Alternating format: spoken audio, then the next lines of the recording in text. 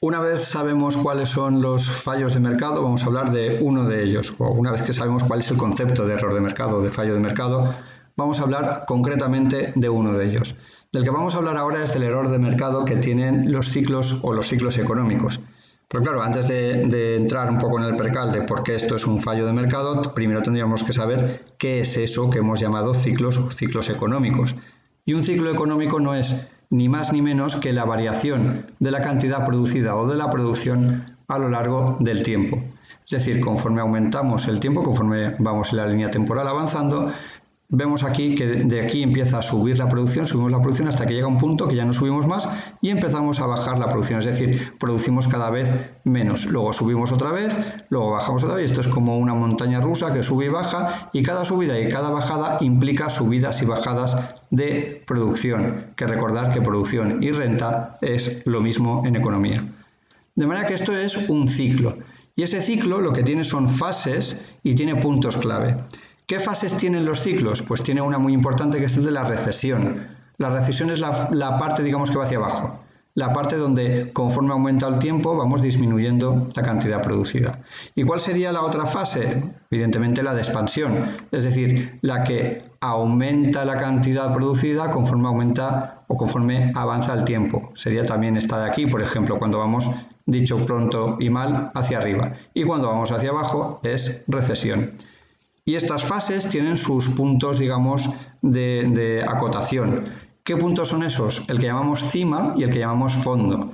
¿La cima cuál es? Pues la cima es el último punto del periodo de expansión que viene justo antes del periodo de recesión. ¿Y el fondo cuál será? Pues es el punto donde se acaba la recesión y empieza la expansión. Digamos, son los puntos que acotan las fases de recesión y expansión.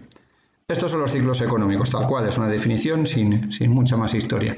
Pero bueno, ¿y esto por qué es un fallo de mercado? ¿Dónde veis el fallo de mercado aquí? Pues para eso tenemos que hablar de una de las fases de los ciclos, concretamente de la fase de recesión.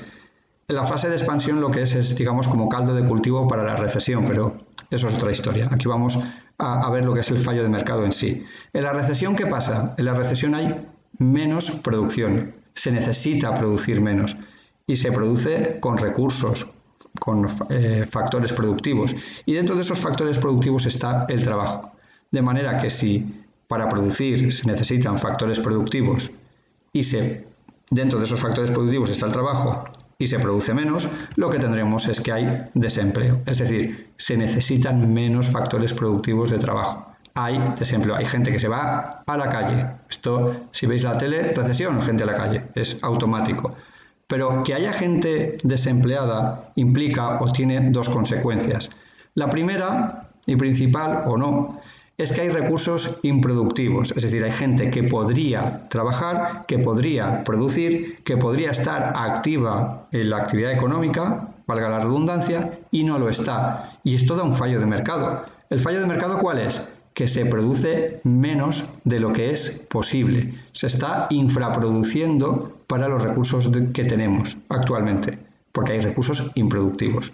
De manera que ya tenemos aquí un fallo de mercado. Pero además el desempleo implica que la gente tiene menos ingresos, por lo menos en mi pueblo es así. Y cuando la gente tiene ingresos, quieras que no, tiene más dificultades para ir a comprar. Es decir, hay imposibilidad de acudir al mercado, de manera que gente sin ingresos que tenga que acudir al mercado a comprar para cubrir sus necesidades puede que no las cubra, puede que no llegue a esa distribución de productos porque no tiene dinero para intercambiarlo. De manera que, como vemos aquí, los ciclos tienen dos fallos de mercado en su fase de recesión, que es que se produce menos de lo que se podría producir y hay gente que no llega a esa distribución, hay gente a la que se le niega esa distribución de productos en el mercado, es decir, no cubre sus necesidades.